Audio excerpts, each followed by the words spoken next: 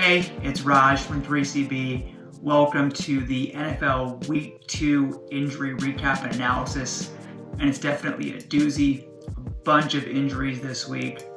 So the agenda today is in 3 parts. First, I'll be explaining 5 what I call gray area injuries where I can provide further insight. Secondly, we'll be going into some updates from last week and previous injuries. And then thirdly, I'll post up the spreadsheet overview.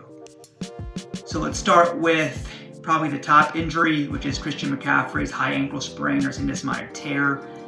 The average timeline on that is about 4 to 5 weeks for elite players.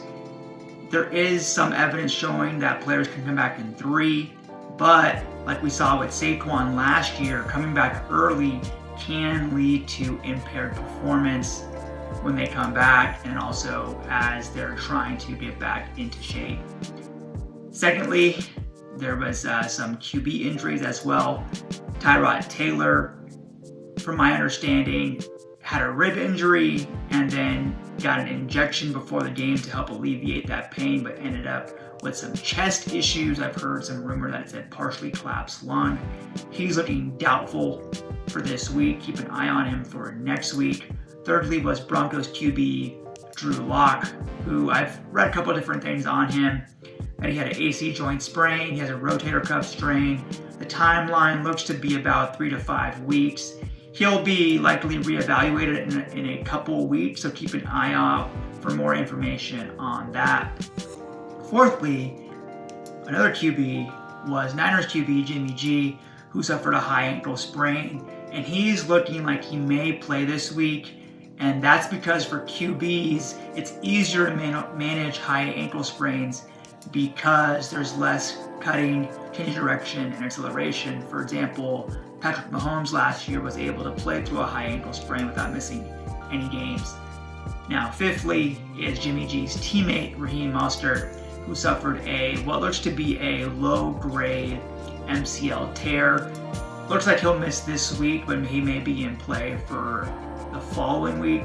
Typically, average return timeline here is about 14 days. The key thing is, even though he may come back with a grade 1 MCL, you can have persistent discomfort in that knee, so keep an eye on that moving forward. Moving on to the injury updates.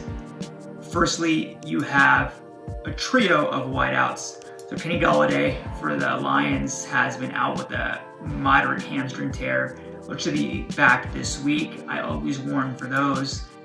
With the hamstring injury, there is a high chance for re-injury risk.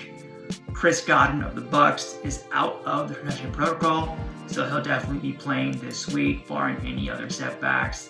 And then thirdly is the Saints' Michael Thomas, who looks to still be out with that mild high ankle sprain. I think next week, the third week, really might be the first week where he has a good chance of playing. But again, like I said before with McCaffrey, you want to always be aware of that early return with high ankle sprains because it can lead to impaired performance.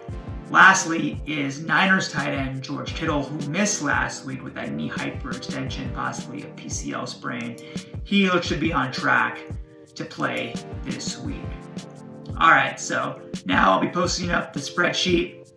If you have any questions or comments or any injury updates or players that I've missed, feel free to leave them in the comments below. I'll catch y'all next week.